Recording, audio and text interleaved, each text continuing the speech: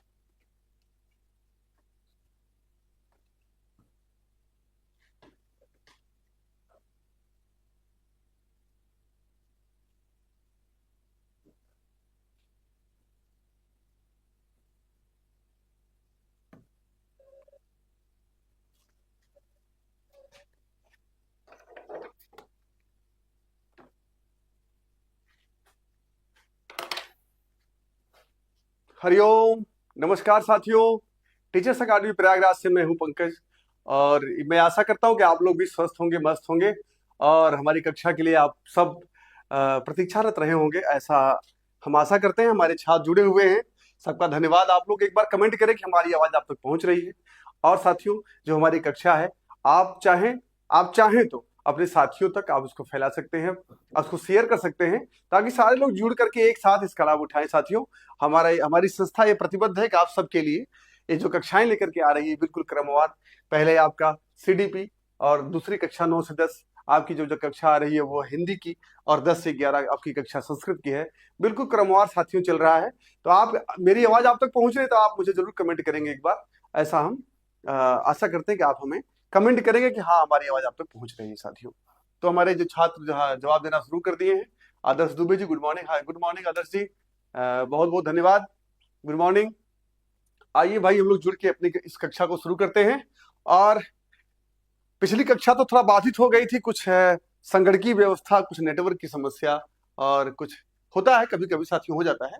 प्रायः नहीं, ऐसा नहीं होता, लेकिन कभी कभी हो जाता है, उसमें कोई बड़ी बात नहीं है। तो हमारे साथ जो है जुड़े हुए हैं, हमको बता रहे हैं कि हाँ जी आ रही है जी। धन्यवाद, धन्यवाद आदर्श जी। तो साथियों, आइए जो हम लोग चलते हैं अपनी कक्षा की तरफ, और अपनी कक्षा की तरफ हम लोग कदम बढ़ाते हैं और शुरू करते हैं अपनी इस कक्षा को। और कक्षा शुरू करने के पहले आपको हम कुछ बताना चाहते हैं साथियों, कि हम लोग समय से जुड़े हुए हैं, और समय से जुड़ करके अपनी इस कक्षा का लाभ हम उठाएं। और बताना जरूरी है कि आपको बहुत कठिन चीजें नहीं बताई जाएगी यहाँ पे साथियों, ठीक है। आपको हम बहुत कठिन चीज बताने का प्रयास यहाँ नहीं करेंगे, क्योंकि पढ़ने से ज्यादा जरूरी साथियों ये है कि क्या नहीं पढ़ना है, ठीक है। पढ़ने से ज्यादा जरूरी ये है कि हमें क्या नहीं पढ़ना है, ये ज्यादा जरूरी है कि हमें क्या नहीं पढ़ना है। क्या पढ़ना है तो हम बताएंगे आपको, क्या नहीं पढ़ना ये भी साथ साथ आपको हम बताते हुए चलेंगे साथियों। आइए देखते हैं अपने सवालों की जो हम, हाँ, ये हमारे सवाल थे। पिछले सवाल थे, बड़े कम सवाल हो पाए थे, क्योंकि बीच में व्यवधान हो गया, और व्यवधान आने के बाद हम लोग जो है, हाँ साथियों, हम लोगों ने कहाँ तक सवाल किए थे उस दिन? हम लोगों ने सवाल किया था यहाँ पे नदी शब्द के रूप की बात हम लोगों ने की थी, कि नदी नद्यो नद्यः नदीम नद्यो नदी। ये कहा गया था, कहाँ का रूप है? बहुवचन का है, एक वचन का है, द्विवचन का है, एक वचन बहुवचन दोनों का है। ये बात हमने आपको बताया था कि नदी शब्द का जो रूप चलता है, नदी दीर्घ ईकारांत हमारा रूप है। हाँ, जो संज्ञा एक नदी संज्ञा है, ये दीर्घ ईकारांत है। जैसे नदी हो गया, रमा हो गया, वो आकारांत हो गया। नदी मतलब जिसके अंत में जब आप बोल रहे हैं और किस वर्ण का उच्चारण हो रहा है, किस स्वर का उच्चारण हो रहा है, वही अंत, मतलब जिस शब्द से जिसका अंत हो रहा है वही इकारांत। जैसे ई से हुआ नदी, आपने कहा नदी, आपने क्या कहा साथियों? आपने कहा नदी। ये नदी, नदी कहते हैं, आप बोलिए नदी। ई का उच्चारण हो रहा है, यानी ये क्या हो गया? ईकारांत। ईकारांत यानी ई से जिसका अंत हो उसको ईकारांत, ठीक है। जैसे शब्द आ गया रमा। रमा कोई लड़की है, मान लीजिए किसी छात्रा का नाम हो रमा, तो रमा आ, छोटा आ नहीं बल्कि बड़ा आ, तो इसको क्या कहेंगे? जब बड़ा आ से अंत हो तो उसको क्या कहेंगे? बड़ा आ लिखिए, आ लिख दीजिए, और आकारांत, ठीक है। किससे अंत हो रहा है? आ से अंत होने वाला आकारांत ई से अंत होने वाला ईकारांत, ऊ से अंत होने वाला उकारांत। आप शब्दों से मत डरिएगा साथियों, उकारांत, ईकारांत, रीकारांत, ठीक है। अब आ गया ऋषि, ठीक है, ऋषि आ गया, और मातृ आ गया, मातृ शब्द आएगा, रूप आपको मिलेगा मातृ। मातृ माने माता, मदर, मातृ माने माता, ठीक है। अंग्रेजी में क्या कहते हैं, मदर। भाई हमारे छात्र जुड़े हुए ऐसे नहीं कि सारे छात्र हमारे केवल संस्कृत हिंदी वाले जुड़े हुए हैं, आर्ट वाले हैं। हमारे बहुत छात्र ऐसे जो अंग्रेजी जो साइंस बैकग्राउंड के हैं। अब वो मातृ शब्द दे दीजिए, मातृ माने कौन सी मातृ, तो मातृ का मतलब, हाँ, हमारे छात्र लिख रहे हैं कि Mohit bio teacher sir reality grade mains Hindi का फॉर्म कब आएगा। देखिए ये सब चीजें आपको बताने वाले हैं हमारे सुचित सर, हमारी संस्था के द्वारा जो भी बताया जाएगा आपको। हाँ ठीक है, ठीक है, वो संस्था के सुचित सर को हम सूचित करेंगे, सूचित सर को हम सूचित करेंगे कि ये सूचना आप तक पहुंचाएं अगले वीडियोज में। आइए साथियों, तो हमारा जैसे मातृ है, मातृ तो क्या हो गया, ये री, देखिए री लग रहा है, री। मातृ आप कहेंगे तो माँ ता पे देखिए री है ना, ये मातृ, यानी जब मातृ कहते हैं यानी माता वाला मातृ कहते हैं तो री बंत आखिरी में आ रहा है, तो जिससे री से अंत हो तो रीकारांत, आ ई बड़ी ई से अंत हो तो बड़ी ईकारांत, आ से अंत हो, ठीक है। जैसे राम है, राम में कौन सा आ है, छोटा आ है, यहाँ पे छोटा आ है ना, ये माँ में कौन सा छोटा आ है, लेकिन यहाँ माँ में बड़ा आ है। देखिए कि बड़ा आ की मात्रा है ना यहाँ पे, तो यहाँ बड़ा आ, यहाँ छोटा आ, तो बड़ा आ माने आकारांत, डरिएगा नहीं ये सब चीजों से। और छोटा आ का मतलब अकारांत, छोटा आ का माने अकारांत। तो इन सब चीजों से बहुत भयाक्रांत मत होइएगा, डरिएगा नहीं कि बाप रे बाप कितना बड़ा कितना कठिन सवाल आ गया, आकारांत, ईकारांत, उकारांत, रीकारांत, कुछ नहीं। जो शब्द है, नदी है, पिता है, माता है, मातृ है, मातृ का आखिरी वर्ण त्रि, त्रि मन रीकारांत, री से खत्म हुआ तो रीकारांत, ऊ से खत्म हुआ तो उकारांत, बड़ा आ से खत्म हुआ तो आकारांत, छोटा आ से खत्म हुआ तो छोटका आकारांत, बस बात खत्म। सवाल हमारा साथियों क्या हो जाएगा, नदी शब्द हम लोग देखते हैं, अगर नदी शब्द देखेंगे तो क्या बनता है, नदी, नद्यौ, नद्यः, नदी, नद्यौ, नद्यः, ये कहां बन गया, एक वचन में, द्विवचन में और बहुवचन में, ठीक है, ये बन गया इसमें, ठीक है। और एक किसमें बना, प्रथमा में बना, और द्वितीय में क्या बना भाई, प्रथमा में तो नदी ही कहीं नहीं मिला, कहीं मिला है, नहीं मिला। नदी माने ये जो विसर्ग है, ये विसर्ग कहते हैं संस्कृत में। ये जैसे आपको मैं बताया था गणित में जोड़ घटाना गुणा भाग नहीं होता है, आपका क्या होता है, जोड़ है, घटाव है, गुणा है, भाग है ना, ये सब चीजें कहा, ये सब चिन्ह किसके हैं, गणित के चिन्ह है। वैसे हमारे संस्कृत में कुछ चिन्ह होते हैं, ये देखिए हो गया साथियों विसर्ग हो गया, ठीक है। ये क्या हो गया, अनुस्वार हो गया, आधा कटा चंद्रमा जो होता है उसको अनुस्वार हम कहते हैं, ठीक है, अर्धचंद्र कहते हैं, अनुस्वार कहते हैं, ये अनुस्वार हो गया। तो इस तरह साथियों चिन्ह हमारे होते हैं। तो प्रथमा में तो नहीं मिला नदी, नद्यौ, नद्यः, लेकिन द्वितीय में क्या कहता है, नदी, नद्यौ, नद्यः, द्वितीय में कहता है नदीम, ये बार बार पूछता है, नदीम, नदी, नदी है। अब देखिए जाके मिला है, यानी ये बहुवचन के नीचे है और द्वितीय का है, यहाँ पूछा है बहुवचन, द्विवचन, एक वचन, एक वचन, बहुवचन, तो यहाँ एक वचन नहीं है, इसलिए सी यहाँ एक तो हो रहा था लेकिन एक नहीं हो रहा था, क्योंकि विकल्प दोनों एक साथ दिया था तो ए विकल्प कट जाएगा, यहाँ हमें केवल एक विकल्प मिला था ए, ठीक है। हमारी कक्षा आपको कैसी लग रही है आप जरूर बताइएगा साथियों, हम आपको बताएंगे जरूर। प्रतिमा सिंह जी जुड़ी हुई है, मोहित जी हैं, सचिन जी हैं, आदर्श जी हैं, सबका बहुत बहुत धन्यवाद। सचिन जी कहते हैं कि sir good morning, good morning, बहुत बहुत धन्यवाद आप सबका। आइए सब लोग जुड़े रहिए। आकारांत पुल्लिंग अभी मैंने बताया था आपको। रमा क्या है, र और मा, रमा, अरे रमा छोड़िए, आशा, मान लीजिए किसी का नाम हो आशा, किसी का नाम हो ऐसे मान लीजिए आशा किसी का नाम है, या रमा किसी का नाम है, ठीक है, रमा या आशा, ठीक है, मैं पुराना नाम ले रहा हूं, आशा या रमा, किसी न किसी का नाम जरूर होगा, आशा किसी की दीदी होगी, किसी की मम्मी होगी, किसी की मौसी होगी, कोई न कोई तो होगा ही होगा। आशा है, आशा कौन सा है, ये आशा, ये आकारांत है, आकारांत स्त्रीलिंग, क्या है, आकारांत स्त्रीलिंग, क्या साथियों है, आकारांत स्त्रीलिंग शब्द है, ठीक है, ये आकारांत है, क्योंकि आशा में क्या है, आशा, आस होता तो छोटा, जैसे आस होता अभी आश, आस में कौन सा आ है, इसमें छोटा आ है, तो ये अकारांत हो जाएगा, अकारांत। और इसमें आशा में बड़ा आ है तो क्या हो जाएगा यहाँ पे आ, बड़ा आ के बाद कारांत, आकारांत। इसी तरह साथियों आप समझने का प्रयास करिएगा। पूछ रहा है अकारांत पुल्लिंग शब्द का उदाहरण है छोटा आ, यानी इसमें चारों में से कौन सा ऐसा वर्ण है जिसका अंत छोटके आ से हो रहा है। माने ये छोटा आ बड़ा, ये छोटा आ है, ये बड़ा आ है। पूछ रहा है छोटा आ से किसका छोटा आ हो, और खास बात है पुल्लिंग हो, माने ना स्त्रीलिंग हो ना नपुंसक लिंग हो। फल क्या है, नपुंसक लिंग है। भानु क्या है, पुल्लिंग है, लेकिन भानु उकारांत हो जा रहा है। भानु, भानु बोलिए भानु, भानु बोलिए, रामू बोलिए, रामू भानु, सब क्या है, रामू भानु। देखिए हर गांव में रामू है, हर गांव में भानु है, तो रामू वैसे भानु, ये सब क्या हो गए, जो जिसका अंत उ से हो रहा है वो क्या हो जाएंगे, उकारांत। क्या हो जाएंगे साथियों, उकारांत।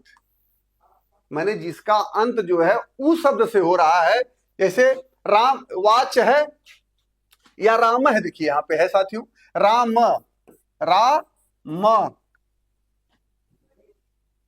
ठीक है, राम शब्द आ गया राम, तो राम क्या है, इसमें छोटा आ है, ठीक है, इसमें मां है और धन आ है, तब बराबर मां बनता है।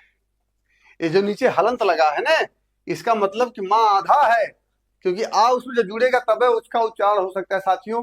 सबसे मेन बात मैं आपको बताना भूल गया था, स्वर जो होता है जिसको आप वॉवेल कहते हैं ना अंग्रेजी में, वॉवेल। देखिए भाई अंग्रेजी थोड़ा सा गलत होगी तो उसको वो न मानिएगा। वॉवेल क्या है, हम यहाँ क्या कहते हैं, स्वर, और वहां कॉन्सोनेंट है ना, कॉन्सोनेंट, यहाँ क्या कहते हैं उसको, व्यंजन। क्या कहते हैं साथियों, व्यंजन। कॉन्सोनेंट को क्या बोलते हैं, व्यंजन बोलते हैं। वॉवेल को क्या बोलते हैं, स्वर बोलते हैं। स्वर अपने आप उच्चारण हो जाएगा, जैसे वहां स्वर ए ई आई ओ यू है अंग्रेजी में, हमारे यहाँ संस्कृत में स्वर कितने हैं, 9 स्वर हैं साथियों, 9 स्वर हमारे यहाँ है, वो आपको हम बताएंगे। खास बात जो ये नीचे हलंत लगा है, ये इसका मतलब माँ आधा है, उसमें आ घुसा हुआ है, और जब देखिए माँ में आ जुड़ गया तब माँ में देखिए तब हलंत नहीं लगाएंगे। यानी राम का जो माँ है, यानी माँ में जो आ है, ये क्या है, अकारांत है, ठीक है। यही सवाल आपसे पूछा गया है। अकारांत पुल्लिंग भी है, राम क्या है, राम स्त्रीलिंग थोड़ी है, राम स्त्री थोड़ी है, राम नपुंसक लिंग में थोड़ी आता है, राम शब्द क्या है, पुल्लिंग है। राम है, उमेश है, रमेश है, पंकज है, दिनेश है, आयुष है, ढेर सारे शब्द हैं जो पुल्लिंग शब्द आते हैं, ठीक है साथियों। आइए आपको समझ में आ गया होगा। देखिए यहाँ पे भानु क्या है, ये उकारांत है, उकारांत, ठीक है, क्या है, उकारांत। यहाँ फलम क्या है, ठीक है, फलम शब्द क्या है, फलम, ये अकारांत तो है लेकिन क्या है, ये नपुंसक लिंग है। ये भी अकारांत है लेकिन क्या है, अकारांत क्या है, नपुंसक लिंग है। यहाँ पूछा क्या है, पुल्लिंग पूछा है। अगला सवाल देखिए साथियों, प्रजते में संधि कौन सी होगी, वृद्धि होगी, पूर्वरूप होगी, पररूप होगी। आइए सवाल आपके सामने साथियों आ गया है, ठीक है। हमारे सवाल आपको कैसे लग रहे हैं जरूर बताइएगा। कक्षा कैसी लग रही है साथियों, शेयर करिए, आगे तक पहुंचाइए, लोगों को पहुंचाइए, आपके लिए लाभप्रद होगा। देखिए आपको हम बताएंगे प्रजते में कौन सी संधि है। अब देखिए कुछ टेक्निक इसमें जाना बहुत जरूरी है। अब आप ये कहें कि हम संधि पूरा नियम आपको बताएं तो थोड़ा सा ये कठिन माना जाएगा कि आपको हम सारा नियम बताएं, सारा कानून बताएं, है ना।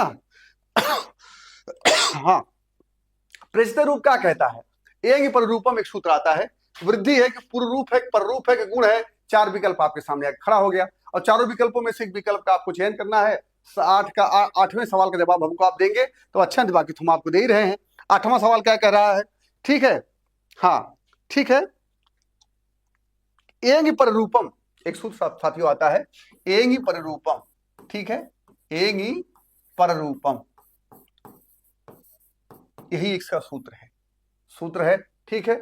इसमें कह रहा है पर रूपम, आप मिल गए होंगे, पर रूपम से चाहे तो आप पकड़ सकते हैं, पर रूप संधि है, प्राधन एजते रूप बनता है, ठीक है। इसमें प्रेजते बनता है, प्रोसज बनता है, उपोसज बनता है, प्राधन एजते, प्राधन एजते। आपसे एक बार या तो ये सवाल पूछेगा, संधि विच्छेद पूछेगा, या तो पूछेगा प्रेजते में कौन सी संधि है, प्रेजते में कौन सी संधि है, ये पूछेगा। प्रेजते, या तो ये पूछेगा पहला सवाल ये बनेगा, दूसरा सवाल ये बनेगा कौन सी संधि है। ये पहले का संधि विच्छेद पूछेगा तो प्राधन एजते होगा, ए पे मात्रा मत मारिएगा, ध्यान रखिएगा, उसको अभ्यास जाकर करिएगा साथियों। आपसे अगर सवाल बनेगा यही बनेगा, या तो पहला सवाल बनेगा प्राधन एजते, ये सवाल बनेगा, या तो बनेगा प्रेजते में कौन संधि है, कौन सी संधि है, कौन सी संधि है। ठीक है, तो आपको क्या मारना होगा साथियों, प्राधन एजते। तीन चार मैं आपको उदाहरण बता रहा हूं, ये तीनों चारों उदाहरणों को एक साथ आप लिख कर लीजिएगा। जैसे प्रेजते शब्द है ना साथियों, प्रेजते, पहला उदाहरण आपके लिए आ गया प्रेजते। दूसरा उदाहरण आपके लिए है उपोषति। क्या है, उपोषति है, अप्रोषति है, उपधन औषधि। ठीक है, उपोषति, उपोषति यही आपसे पूछा जाएगा। प्रेजते, उपोषति, एक साथ उपधन औषधि, उपोषति हम आपके कमेंट देख रहे हैं, प्राधन औषधि प्रोषति, और उपोषति प्रोषति, प्रोषति। ठीक है साथियों, ये देखिए इनका विच्छेद आपसे पूछेगा तो प्राधन एजते, प्राधन एजते, उपधन औषधि, उपधन औषधि, औषधि वाला सा रहेगा, पेटफड़वा सा कहते हैं आपने, हाँ, उपधन औषधि, प्रधन, हाँ, प्राधन औषधि प्रोषति हो जाएगा साथियों। तो आपके कमेंट हम देखना चाहते हैं, और इसमें क्या हो जाएगा साथियों, प्रधन औषधि, औषधि माने ओ, ये जो, हाँ, औषधि। आपसे 2 ही 3 सवाल ही बनते हैं आपसे हैं, या तो ये संधि पूछेगा, इस तरह प्रेजिते शुद्ध शब्द कौन है, या संधि विच्छेद पूछेगा साथियों। इसमें कौन सी संधि बन रही साथियों, इन सब में ये संधि हमारी कौन सी बन रही है, पूर्व रूप संधि बन रही है साथियों। है साथियों, इसमें हमारा रूप क्या बन रहा है, एक पर रूपम। यहाँ पे कौन सी संधि बनेगी साथियों, सारी संधियों को बहुत कानून मत जानिए, केवल जानिए ये पर रूप संधि है। क्या है, पर रूप संधि है, पर रूप संधि। कौन सी संधि साथियों है, पर रूप। जाके याद कर लीजिएगा, प्रेजते, उपोषति, प्रोषति, और प्रेजते का प्राधन एजते, उपोषति का उपधन औषधि, प्रोषति का प्रधन औषधि, प्रोषति। यही 4-5 उदाहरण आपके लिए महत्वपूर्ण है, आएंगे, जब भी आएंगे तो यही आएंगे, इसके अलावा नहीं आएंगे। मैं पूरे दावे के साथ कह रहा हूं, आप जाकर के इसको साथियों लिख लीजिएगा, कापी पर उतार लीजिएगा, आपके लिए फायदेमंद होगा। दूसरी बात साथियों, हमारी कक्षा कैसी लग रही है आप जरूर हमको बताइए, कमेंट के द्वारा, लाइक के द्वारा, सब्सक्राइब के द्वारा।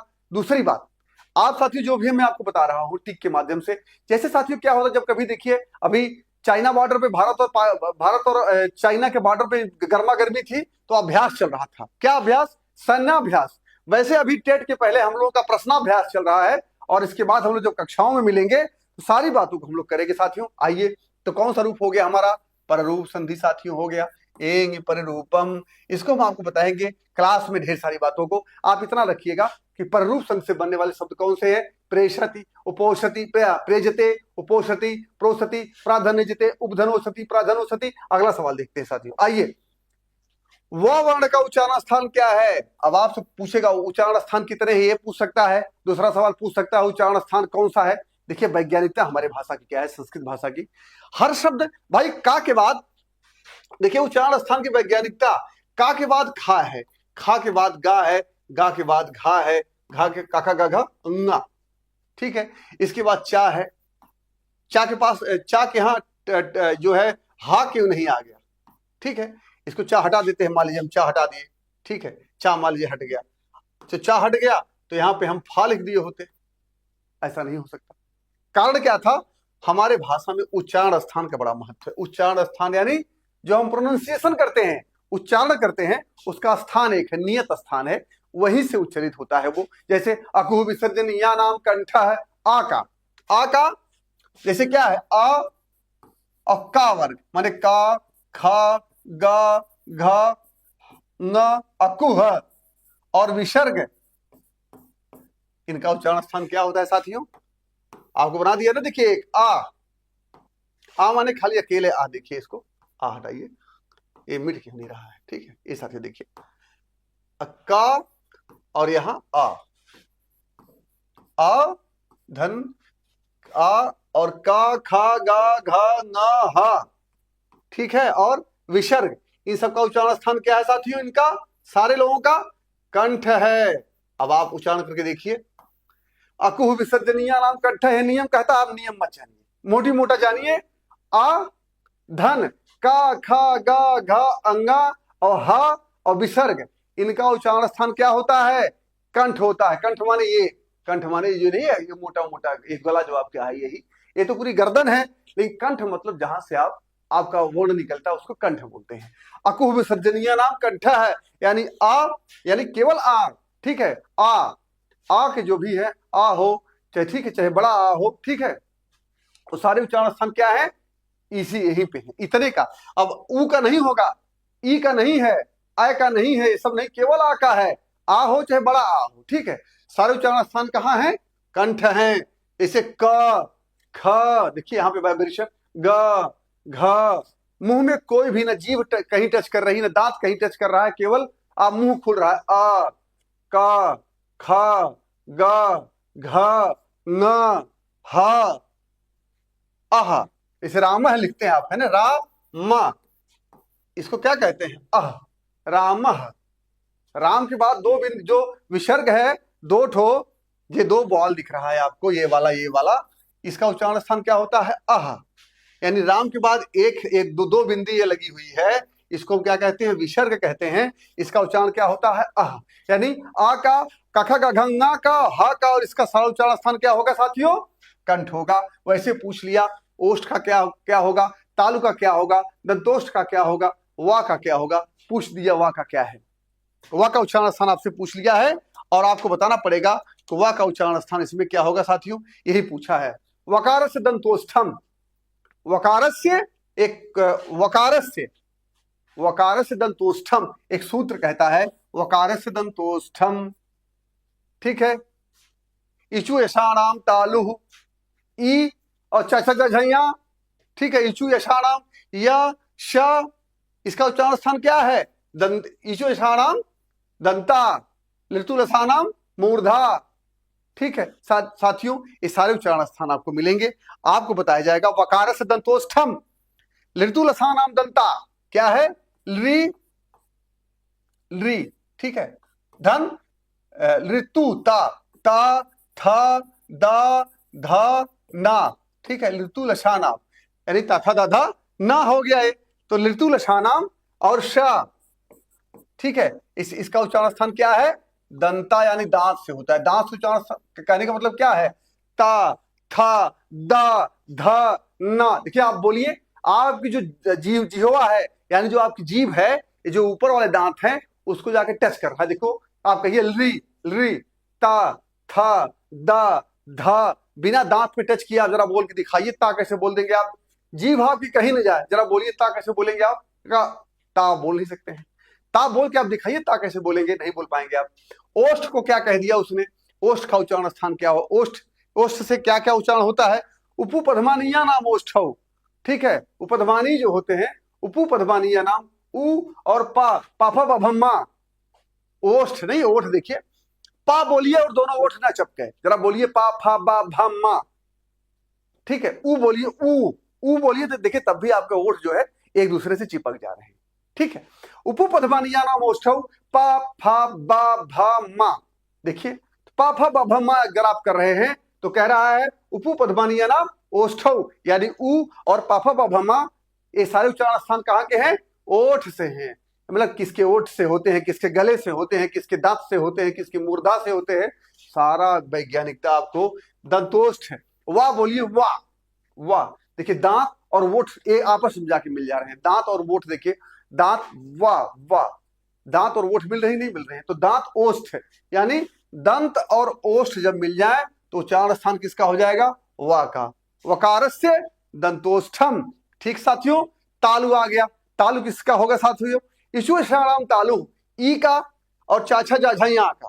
देखिए तालु चा छ जा झा या, तालु होता है आपका। तालु जो नहीं कहते जो बच्चों का कि तालु जो है सूख गया है, छोटे बच्चों का, जो छोटे बच्चे होते हैं उनका तालु सूख जाता है अक्सर। तालु माने ऊपर वाला जो होता है, जो अंदर का जो आसमान आकाश है, जो तालु है जहां पे डॉट डॉट होता है इधर दांत के ऊपर, उसके और ऊपर जहां पे एकदम सेंटर बिंदु ऊपर वाला है उसको तालु कहते हैं साथियों।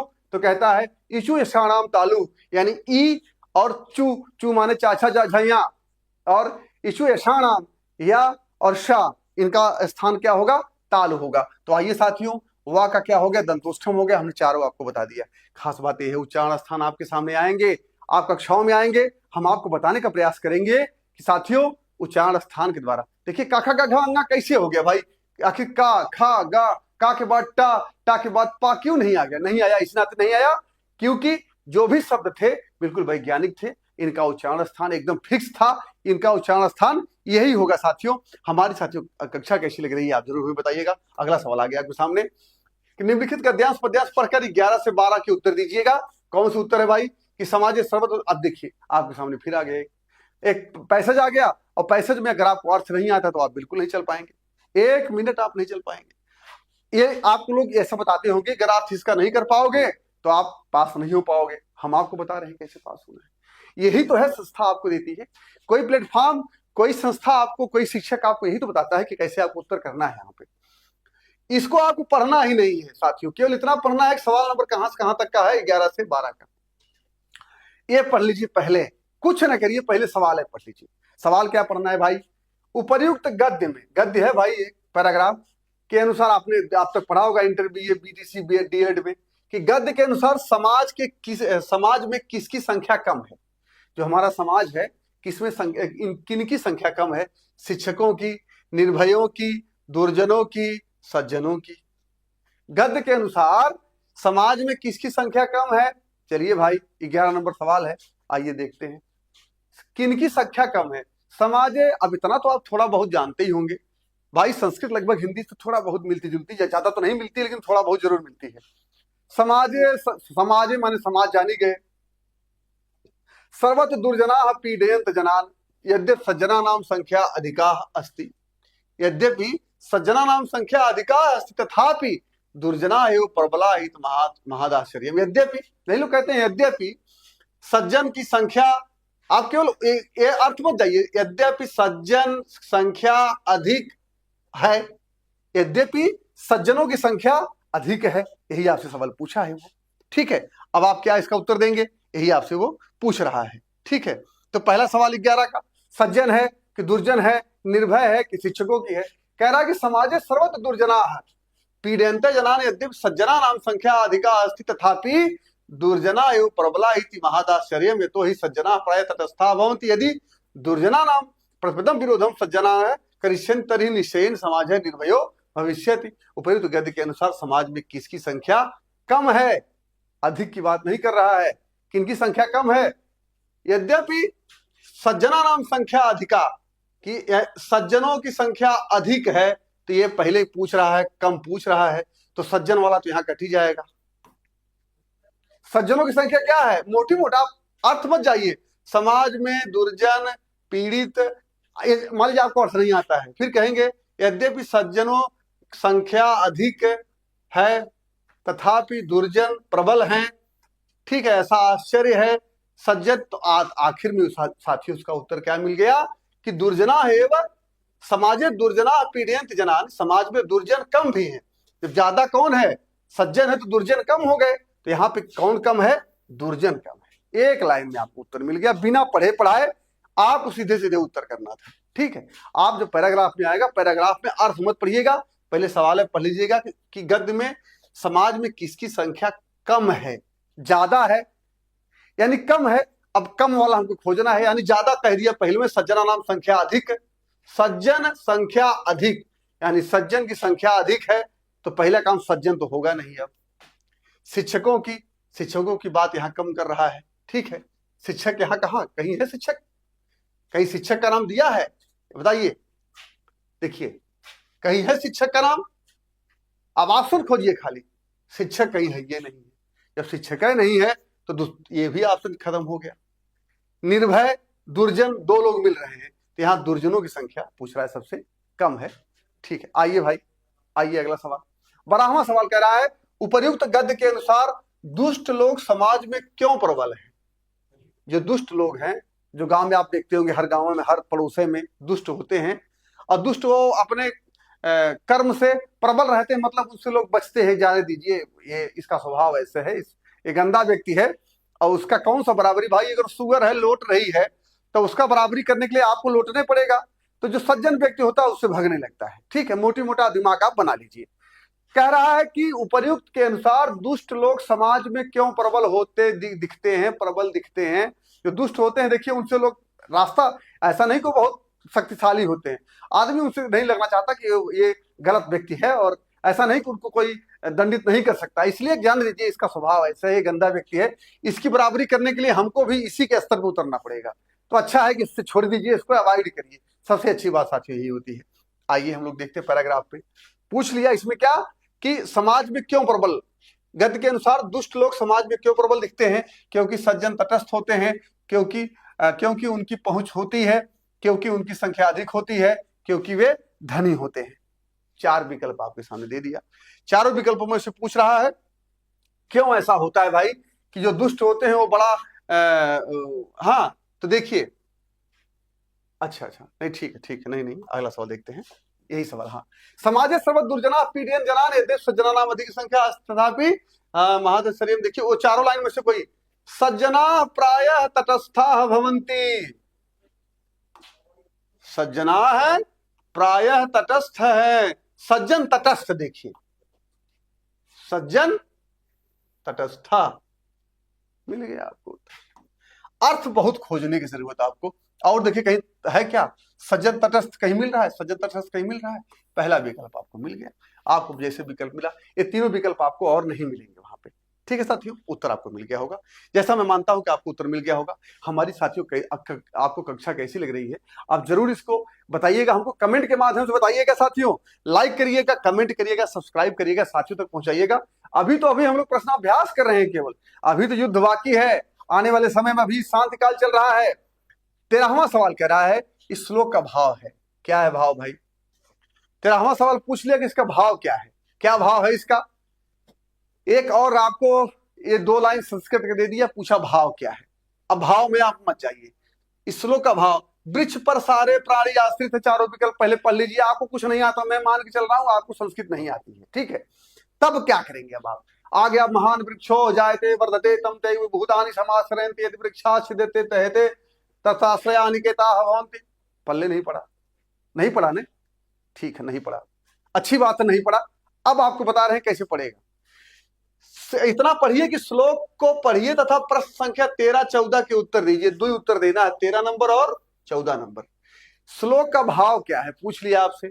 वृक्ष पर सारे प्राणी आश्रित होते हैं, पहला, वृक्ष को काटना एवं जलाना नहीं चाहिए, दूसरा। तीसरा विकल्प सी कह रहा, प्राणी जो वृक्ष पर आश्रित होते हैं, वृक्ष के नष्ट होने पर वे सभी निराश्रित हो जाते हैं। जैसे ऊंट है, हाथी है, बकरी है, मनुष्य है, बहुत मनुष्य भाई फल पे आश्रित होते हैं। बहुत से बकरियां हैं, उनको पत्ती चाहिए, हाथी है उनको जो है टहरा चाहिए, टहरा मतलब पीपल के पत्ते चाहिए, और पत्तियां चाहिए, गन्ना चाहिए। ये सब खत्म हो जाएगा तो कहां जाएंगे बेचारे। ठीक है, ये कह रहा है वृक्ष महान होता है। 4 विकल्प आपको मिल गया।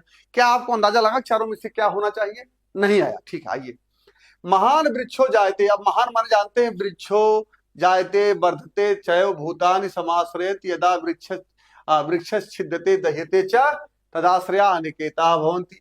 छिद्यते दते जानते रहिए आप, काटना जलाना ये सब हो जाएगा तो क्या हो जाएगा, तदाश्रया अनिकेता भवन्ति, सारे लोग निराश्रित हो जाएंगे। मोटी मोटा भाव हो जाना चाहिए कि काटना नहीं चाहिए। सबसे बड़ा विकल्प जो आपको है, प्राणी जो वृक्ष पर आश्रित होते हैं, वृक्ष के नष्ट होने पर वे निराश्रित हो जाते हैं। यही बात, इतना बड़ा विकल्प लिखने का मतलब उसका यही था साथियों, कुछ टिक पकड़ना चाहिए।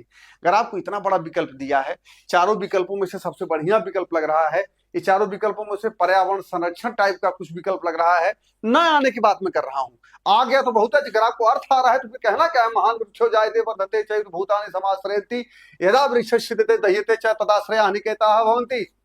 अगर आप उसको अर्थ आ रहा है तो बड़ी अच्छी बात है। नहीं आ रहा है तब क्या करना है, आपको ऐसे विकल्पों का चयन करते हुए हमें आगे बढ़ जाना है। आइए 14वां सवाल, भूतानि का तात्पर्य क्या है। भूतानि, इसमें एक शब्द मिला है आपको, भूतानि। सवाल नंबर हमारा क्या साथियों है, हमारा सवाल नंबर 14 है, ठीक है। 14 नंबर क्या है साथियों, भूतान का मतलब क्या है यहाँ पे है। यहां देखिए, महान वृक्षो जायते वर्धते चैव भूतानि। अब भूतानि का अर्थ क्या हो जाएगा यहाँ पे, प्राणी, आश्रय, नाश, वृक्ष। ठीक है।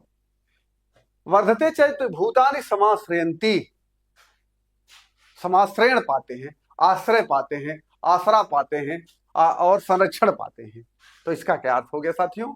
मतलब आश्रय यहां पे हो जाएगा, भूतानि समाश्रयन्ति, समाश्रयण पाते हैं, आश्रय पाते हैं। भूतान का अर्थ यहाँ पे क्या हो जाएगा? आश्रय हो जाएगा। साथियों हमारी कक्षा आपको कैसी लग रही है आप हमें जरूर बताइएगा। अगला सवाल देखिए साथियों, अगला सवाल हमारा है, आपके सामने आ चुका है। अगला सवाल, भू धातु को लोट लकार, हाँ भू धातु है, लोट लकार है, मध्यम पुरुष है, एक वचन का रूप है। चारों आपको बता देना है क्या क्या होगा इसमें। भू धातु का लोट लकार, मध्यम पुरुष, एक वचन, भवस्य, भवानि, भवतु और भव, चार विकल्प आपके सामने हैं। साथियों खास बात इसमें क्या है, आपको क्या देखना है? भू धातु है, चलता है, भवति भवता है, भू माने होना, इसका रूप चलेगा भवति भवता है, भवंती, भवति भवता है, हाँ भवति भवता है, भवंती, भवसी भवता है, भवत। यानी भू धातु का लोट लकार मध्यम पुरुष का रूप यहाँ पे संचालन पूछ रहा है। हम यहाँ पे लट लिखना शुरू कर दिए, भवत भवताम भवन चलेगा। साथियों क्या चलेगा? भवतु भवताम,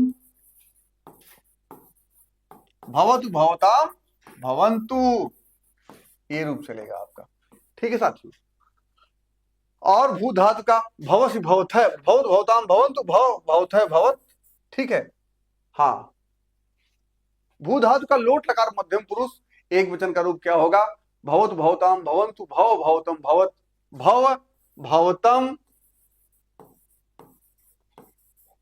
भव भवतम भवत। क्या आपको रूप मिला? कहीं रूप मिला आपको? प्रथम पुरुष है ये, प्रथम पुरुष, ये मध्यम पुरुष है, मध्यम पुरुष है, कहीं आपको रूप मिल रहा है? मध्यम पुरुष का एक वचन, ये एक वचन है। क्या है? एक वचन। ये है द्विवचन साथियों। अब तीसरा क्या है आपका? ये है बहुवचन। ठीक है। जब एक वचन, द्विवचन, एक दो से ज्यादा हो तो वो बहुवचन हो जाता है। हमारे यहाँ, हमारे संस्कृत भाषा में ऐसा माना जाता है। अब देखिए भवस्य कहीं दिख रहा है, कहीं नहीं दिख रहा है। भवानी कहीं दिख रहा है, देखिए भवानी कहीं दिख रहा है। मध्यम पुरुष में खोजना है, उत्तम पुरुष भी लिख देते, लेकिन हमको मध्यम पुरुष तक ही जांच करनी है। तो साथियों यहां देखिए भवतु, भवानी कहीं दिख रहा है, भवतु भवताम भवंतु, भव भवतम, भवानी कहीं नहीं है। यानी भवानी होना चाहिए मध्यम पुरुष एक वचन में। तो यहाँ क्या बन रहा है साथियों? यहाँ क्या मिल रहा है? भवत या भव। देखिए भव मिला कि नहीं मिला? अब भव माने भव नहीं जो खेत में भव खुल जाती है वो वाली भव नहीं है, ये भव दूसरा है साथियों। भवत भवताम भवंतु, भव भवतम भवत, भवानी भवाओ, भवामह, उत्तम पुरुष में रूप हमारा बनेगा भवामि भवाओ, भवामह। आइए साथियों ये रूप आपके सामने बन गया, भव आपको मिल गया। आपसे पूछ सकता है भूधात लोट लकार मध्यम पुरुष का बहुवचन रूप क्या होगा? एक वचन क्या है, यहाँ बहुवचन कर दिया होता, ठीक है, बहुवचन कर दिया होता तो आपको क्या बन जाता यहाँ पे? भवत। क्या बनता? भवत। ये रूप बन जाता आपका भवत। और यहाँ पे ये हटा करके सीधे आपसे उत्तर ही आपका सी बन जाता। आप समझिए। अब आप जा करके लोट लकार का रूप रट लीजिएगा। कौन सा लकार है ये? लोट लकार। लोट लकार का रूप रटिएगा भू धातु का, भवत भवताम भवंतु, भव भवतम भवत, भवानी भवाओ, भवामह। और लट लकार में पूछेगा तो भवति भवता है, भवंति भवस भवता है, भवस भवामी भवाओ, भवामह। डरिए मत आप डरिए मत। आपको पढ़ना क्या है, कितना पढ़ना हम आपको बताएंगे। ये केवल अभ्यास चल रहा है साथियों अभी आपका। टीचर्स अकादमी से आप जुड़ करके इसका लाभ उठा सकते हैं। आइए साथियों हमारी कक्षा कैसी लग रही है आप जरूर बताइएगा। और हमसे जुड़ने वाले छात्र हमें कमेंट करें, हमें उत्तर मिलता जा रहा है। प्रतिमा जी उत्तर दे रही है लगातार, ढेर सारे छात्र हमको उत्तर दे रहे हैं। आइए सर्वनाम शब्द इसमें कौन सा है? सर्वनाम, संज्ञा और सर्वनाम आपने पढ़ा होगा। संज्ञा और सर्वनाम, ठीक है, संज्ञा किसी का नाम है। सर्वनाम पूछ रहा है इसमें कौन सा है? सर्व है, स्थूल है, प्रातः है, पुत्र है। ठीक है। सर्व माने सब, टोटल। सर्व माने इसको आप अंग्रेजी में क्या कहते हैं? सर्व माने हिंदी में क्या इसको कहेंगे? सब, टोटल। अंग्रेजी में क्या कहेंगे? टोटल। सर्व हो गया। स्थूल माने छोटा, क्या है? छोटा। प्रातः माने सुबह, सवेरे, मॉर्निंग, प्रातः, सुबह। अब पुत्र माने बेटा, पुत्र, पुत्र माने पुत्र या बेटा, ठीक है, हाँ बेटा, अंग्रेजी में सन। ये बातें आपके सामने आ गई। अब पूछ रहा है निम्न में कौन सा सर्वनाम है? क्या ये सर्वनाम है? क्या ये संज्ञा है? सर्वनाम है, संज्ञा है, सर्वनाम है? साथियों क्या है ये? सर्व। अब देखिए क्या क्या सर्वनाम में आपसे रूप पूछा जाता है बार बार। सर्वनाम के रूप क्या क्या है? सर्व है, यत है, एतत है। क्या क्या साथियों शब्द आपके मिलेंगे आपको? सर्व, ठीक है, यत, एतत, किम, अस्मद, युष्मद, तद, तद या तत्। ये आपको इतने आपको सर्वनाम मिलेंगे। ये तो आपको मैं केवल महत्वपूर्ण महत्वपूर्ण बता रहा हूं, और बहुत से हैं अभी आपको। एतत्, तत्, किम, एतत्, अदस, ठीक है। अभी आपको और कौन से हैं? अदस, सबका अर्थ भी आपको बता देंगे हम। ये सारे क्या है साथियों? ये सारे क्या है? सर्वनाम है। सर्व, यत, एतद, किम, अस्मद, युष्मद, ठीक है, तात, अदस, ये सारे शब्द क्या है? सर्वनामिक शब्द हैं। इनको एक कॉपी पे नोट करके इसको आप लिख लीजिएगा। इसको लिखने के बाद इसको याद कर लीजिएगा। अगर हमारी सवाल आपको अच्छे लग रहे हैं, प्रतिमा जी ने जवाब दिया है, बहुत अच्छा। प्रतिमा जी सवाल का जवाब आप दीजिएगा। सवाल को आपको आगे लिख दिया करिए, 16 नंबर का बी, 16 नंबर का डी, 20 का सी, इस तरह से लिखा करिए, तब हम जान पाएंगे कि हमारे सवाल का जवाब आप दे पा रहे हैं। साथियों बहुत बहुत धन्यवाद, आप जुड़े हुए हैं हमसे और सारे सवालों का जवाब दे रहे हैं। कुंजर शब्द का अर्थ क्या होता है साथियों? कुंजर हिरण होता है, सुअर होता है, सर्प होता है। देखिए साथियों, हिंदी में हिरण होता है। ये हिरण कहाँ होता है? ये हिंदी भाषा वाले कहते हैं हिरण, लेकिन हम संस्कृत वाले क्या कहते हैं? हरिण कहते हैं इसको। संस्कृत वाले क्या कहते हैं साथियों? इसको हरिण। और हिंदी वाले क्या कहते हैं? हिरण। तो बहुत इसको सशंकित मत होइएगा। हिरण को अगर आप हरिण भी लिख देंगे तब भी उसका संस्कृत माना जाएगा साथियों, ठीक है। हरिण अगर आप लिख देंगे तब भी संस्कृत में माना जाएगा, ठीक है। हिरण, हिरण का क्या हो जाएगा? हिरण का क्या साथी हो जाएगा? हरिण। हिरण का जो संस्कृत वर्ण है वो क्या हो जाएगा? हरिण है। हाथी का, हाथी है कुंजर, कुंजर माने हाथी है साथियों। ये सब देखिए, अब पर्यायवाची पूछा है आपसे, अब तो हिंदी में पूछता है, लेकिन यहाँ गज, करी, दंती, यहाँ पे क्या हो सकता है? और आपसे पूछ सकता है गजह, करी, करी माने भी हाथी होता है, दंती, दंती माने भी हाथी होता है, गजह, करी, दंती, और क्या क्या साथियों है? द्विरद है, द्विरद, द्वि दा में वा, द्विरद, ये सब किसके पर्यायवाची हैं? ये सब हाथी के पर्यायवाची हैं। इसको याद कर लीजिएगा। गजह, करी, रा है, करी माने हाथी, और दंती, द्विरदह, ये सब क्या है? हाथी के पर्यायवाची हैं। ये सब याद करिएगा, आने वाले सवाल हैं साथियों। दूसरा हिरण, हरिण, हिरण का क्या होता है संस्कृत? इसका होता है हरिण होता है साथियों। और मृग है, कुरंगा है, क्या है इसका नाम? मृग, मृग नहीं कहते, मृग है, कुरंगा है, कुरंग, ये सारे शब्द आपके लिए साथियों बहुत महत्वपूर्ण है। इसी में से जब भी आएगा, इसी में से आएगा, या तो पूछेगा हरिण है, या तो पूछेगा मृग है, या तो पूछेगा कुरंगा है। ये किसके पर्यायवाची हैं? हिरण के हैं। सुअर का पूछ लेगा, इस लगे हाथ सब जानते चलिए। सुअर का वाराह है, सुकरह, वाराह है, वाराह है, और बड़ा शाह वाला शुकरह है।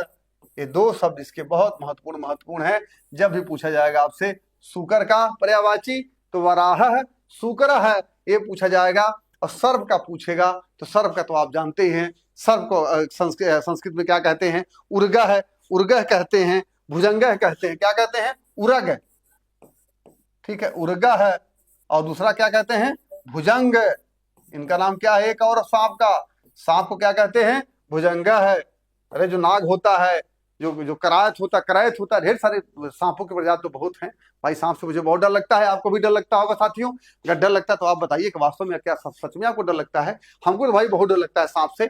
उर्गा है, भुजंगा है, सांप का हो गया, वराह है, सुकर है, सुअर का हो गया, हिरण का हरिणा है, मृगा है, कुरंगा है। यही जाके याद करिएगा, इससे ऊपर नहीं आएगा। अगर आएगा इनमें से, अगर हाथी, अच्छा एक और बच रहा है साथियों, उसमें बच क्या रहा है? घोड़ा बच रहा है। घोड़ा को क्या कहते हैं? एक आपका बच गया घोड़ा, घोड़ा का साथियों क्या हो जाएगा? अश्वः। अश्वः माने घोड़ा, संस्कृत में अश्वः इसका नाम है, अश्व अश्व कहते हैं, अश्वः। अश्व माने घोड़ा हो गया। और एक शब्द घोड़ा का शब्द एक और आता है, अश्वः आ गया। सबसे जो पूछने वाला शब्द है वो है घोटक है। क्या है साथियों? घोटक। ये शब्द आपका घोड़ा का है, यानी घोड़ा का अश्व पूछेगा, घोटक पूछेगा, सर्प का उरग पूछेगा, भुजंग पूछेगा, बराह का बराह, इसका सुअर का बराह सुकर पूछेगा, हिरण का हरिण है, मृग है, कुरंग पूछेगा, हाथी का अगर पूछेगा तो हाथी का तो कुंजर होता ही है एक, दूसरा गज भी होता है, करी भी होता है, दंती भी होता है, दुर्दय भी होता है। सारी बातों को जानते रहिए साथियों। कक्षा कैसी आपको लग रही है आप जरूर बताइएगा साथियों, कमेंट करिए, लाइक करिए और सब्सक्राइब करिए, साथियों तक अपने पहुंचाइए, तब हमें मजा आएगा, आपको भी मजा आएगा साथियों। देखिए, जब एक कक्षा में एक दूसरे से जुड़े हो और सारी बातें आप हमें जवाब दे रहे हो, हम आपके सामने सवाल कर रहे हो, तब पढ़ने पढ़ाने में मजा आता है। अब एक तरफ से केवल पढ़ाता चला जाऊं, आप केवल सुनते चले जाए, मजा नहीं आता साथियों। ये जो कक्षा का इस तरह संचालन में मजा नहीं आता। आप हमें बताइए हमारी कक्षा कैसी लग रही है। आपको हमने सांप बताया, हिरण बताया, सर्प बताया, इतने कुरंग कुरंग जो है जानवरों का नाम बता रहे हैं, फिर भी साथियों आप ना तो कमेंट, ना तो सब्सक्राइब, ना तो कहीं से आप शेयर कर रहे हैं। आप कम से कम ना कुछ कमेंट तो करिए, लगे कि हाँ सारे हमारे साथ जुड़े हुए हैं। आइए, मातृ शब्द है साथियों, देखिए ऋकारांत शब्द है। क्या है? ऋकारांत। ऋकारांत का मतलब री से जो अंत हो उसको ऋकारांत कहते हैं। ऋकारांत क्या है? स्त्रीलिंग शब्द है, ठीक है। माता, ये सब स्त्रीलिंग ही शब्द है। तो मातृ शब्द का तृतीया विभक्ति एक वचन का रूप क्या होगा साथियों? ये आपसे पूछ लिया, अब आप इसका जवाब दे दीजिए कि माता मातरौ मातर है, मातरम मातरौ मातृ, मात्रा मातृभ्याम मातृभी, मात्रा मातृभ्याम मातृभी, मात्रा मातृभ्याम मातृभी। तो मात्रा कहाँ पे साथियों? यहाँ पे है। तो मात्रा, मातया, मात्रा, माता, मात्रया, ये रूप आपका मिल गया। आपको रूप याद होना चाहिए। 2 लाइन का रूप है। 2 लाइन का रूप क्या साथियों है? माता मातरौ मातर है। क्या है? माता मातरौ मातरः। ये क्या हो गया साथियों? ये बहुवचन है, ये द्विवचन है, ये एक वचन है और ये प्रथमा का रूप है। माता मातरौ मातर है, मातरम मातरौ मात्र है, ठीक है। मातरम मातरौ मातृ, मातरम मातरौ, द्वितीय का क्या चलेगा? माता मातरौ मात्र है, मातरम मातरम मातरौ मातृ, मातरम मातरौ मातृ, ये रूप बनता है। मातरम मातरौ मातृ, ये द्वितीय हो गया। तृतीया का रूप साथियों क्या बनेगा? द्वितीय आपने देख लिया, अब तृतीय जो सवाल पूछा जा रहा है वही पूछ रहा है। मात्रा मातृभ्याम मातृभी क्या बनता है? मात्रा, जो मात्रा आप लिखते हैं, मात्रा मातृभ्याम मातृभी। अब आपका उत्तर मिल गया। मात्रा कहां मिल रहा है आपको? बी विकल्प मिल रहा है। कह रहा है कि माता शब्द के तृतीया विभक्ति का एक वचन, तृतीया विभक्ति है और एक वचन का रूप है। यहाँ एक वचन, यहाँ द्विवचन, यहाँ बहुवचन। देखिए एक वचन में माता, मातरम, माता, मात्रा बना कि नहीं तृतीया में? इसके सीधे देखिए, तृतीया का एक वचन, तृतीया का द्विवचन मातृभ्याम होगा, तृतीया का बहुवचन मातृभी होगा। समझ में आया हमारी बात? हमारी बात आपको समझ में आई हो तो आप हमें जरूर बताएं साथियों, कमेंट के द्वारा बताएं कि हाँ हमारी बात आप तक पहुंच पा रही है। आइए साथियों अगला सवाल देखते हैं। सुबंधु की रचना कौन सी है? सुबंधु की रचना इसमें साथियों क्या है? ये वासुदत्ता इसमें इनकी एक रचना है। वासुदत्ता इनकी एक रचना है। क्या रचना है? वासुदत्ता किसकी है? सुबंधु की है साथियों, ठीक है। किसकी रचना है? सुबंधु की है। मेघदूतम और अभिज्ञान शाकुंतलम किसकी रचना साथियों है? कालिदास की है। महाकवि कालिदास की रचना है दोनों। किसकी रचना है? कालिदास की। मेघदूतम और स्वप्न वासुदत्तम किसकी है? महाकवि भास की। नाटककार महाकवि भास की रचना है। ये सारी बातों को आप लिख लीजिएगा एक जगह, ये आपके लिए इंपॉर्टेंट है। सुबंधु की रचना वासुदत्ता है, ये पहले सवाल। यही एकमात्र की रचना भी है। संस्कृत के एकोन चत्वारिंशत् को क्या कहते हैं? एकोन चत्वारिंशत्, एको ना चत्वारिंशत्, यानी 40 में एक नहीं। 40 में एक नहीं क्या होगा? एकोन चत्वारिंशत्, चत्वारिंशत् एको ना, चत्वारिंशत् एको ना, यानी 40 में एक नहीं है। यही पूछ रहा है आपसे। संख्या पूछेगा आपसे साथियों, संस्कृत पक्का 1 से 2 सवाल आपसे पूछेगा। 40 में एक नहीं माने 40 में एक नहीं, यानी 40 - 1 कह रहा है एको न चत्वारिंशत् 40, चत्वारिंशत् माने 40, ना माने नहीं, निगेटिव, एक, एको यानी एक, तो 40 में से एक जब घटाएंगे, अरे हम उल्टा ही कर दे रहे हैं, अब आपको समझाने के लिए कह रहा है एको न चत्वारिंशत्, चत्वारिंशत् एक हो गया, ना एक हो गया, एको, एको माने एक, ना माने निगेटिव, और चत्वारिंशत् माने 40, 40 में एक नहीं है तो क्या हो जाएगा, 39 हो जाएगा साथियों। यही हमारा साथियों आज का सवाल था। हमारे सवाल कैसे आपको लगे आप हमें जरूर बताइएगा, और खास बात ये भी साथियों है कि आप हमारी कक्षा को लाइक, कमेंट और सब्सक्राइब जरूर करिएगा। आने वाली कक्षाओं में आपको ढेर सारे महत्वपूर्ण सवालों को लेकर के आएंगे। साथियों, प्रश्न श्रृंखला चल रही है। इस प्रश्न श्रृंखला का हमारा उद्देश्य यही है, आपको जितना ज्यादा से ज्यादा हो सके, अधिक से अधिक, जितना ज्यादा हो सके, आपको पहले हम ये बताने का प्रयास तो कर ले जाएं कि वास्तव में पढ़ना हमें क्या है, जो हमें पढ़ना है क्या हम सही पढ़ रहे हैं। और जब हम सिद्धांत की अपनी कक्षाओं में आएंगे, अपनी कक्षाओं में हम पेड कक्षाओं में आएंगे साथियों, तब आपको हम बताएंगे कि कौन कौन सी संख्या महत्वपूर्ण है। एक आपको लिखा देंगे 10 संख्या, 8 संख्या, 15 संख्या आपको लिखा देंगे, आपको रटवा देंगे, वही सीधे आपकी परीक्षा में आएगा। ये आप विश्वास करिए और निश्चित तौर पे वही होगा। अभी तो प्रश्न श्रृंखला चल रही है, जैसे जब युद्ध होना होता है पाकिस्तान से, चाइना से, तो देखिए हमारी थल सेना, जल सेना, सारी सेनाएं क्या करती हैं, पहले अभ्यास करती हैं, और अभ्यास करने के बाद जब ये सब रियाज अपना बना लेते हैं, तब जाकर के लड़ाई शुरू होती है साथियों। वैसे ही हम लोग अभी केवल अभ्यास कर रहे हैं। अभ्यास में आपको ये बताने का हम प्रयास कर रहे हैं कि हमें, जैसे जंगल में आपको जाना है, हमको पता है कि जंगल में जाने के लिए कौन कौन सा रास्ता कैसे कैसे जाना होगा, नदी है और नाले हैं, पहाड़ है, कैसे कैसे। अब आपको अकेले हम छोड़ देंगे तो आप रास्ते में कहीं भटक जाएंगे, क्योंकि हम गए हैं, हम जानते हैं वहां के बारे में। तो आप हमारे साथ चलते रहेंगे, ऐसे लगातार चलते रहेंगे साथियों, लाभ आपको जरूर मिलेगा, ये मेरा विश्वास है। आप हमारी संस्था से जुड़िए, जुड़ करके इसका लाभ उठाइए। बहुत बहुत धन्यवाद साथियों, फिर मिलते हैं अगली कक्षा के लिए। नमो नमः।